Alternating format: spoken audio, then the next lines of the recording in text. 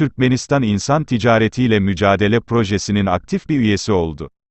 Türkmenistan Dışişleri Bakan Yardımcısı Vefa Hajiyev, Uluslararası Göç Örgütü Orta Asya Bölge Koordinatörü ve örgütün Kazakistan, Kırgızistan, Türkmenistan ve Özbekistan'daki misyonları Başkanı Zeynal Gaziyev ile online bir görüşme gerçekleştirdi. Etkin görüşmeler sırasında taraflar, öncelikli alanlarda işbirliğini daha da geliştirmeye ilgilerini yinelediler. Etkileşimlerin yasal çerçevesinin güçlendirilmesi konuları tartışıldı.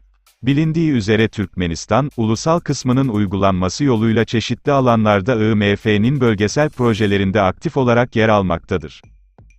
Taraflar ayrıca, Türkmen tarafının IMG ile etkileşiminde yeni bir deneyim olan Türkmenistan hükümeti ile Uluslararası Göç Örgütü arasındaki projelerin finansmanı ve ortak finansmanı ile ilgili konuları da görüştüler. Türkmenistan'da insan ticareti mağdurları için ulusal belgenin uygulanması adlı yeni ulusal projenin uygulanmasına ilişkin konular da ayrıntılı olarak tartışıldı.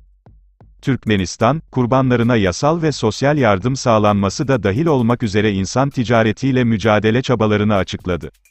İnsan ticareti mağdurlarıyla çalışmaya yönelik özel prosedürleri incelemek için uzmanların eğitiminin gerekliliğine de vurgu yapılmıştır.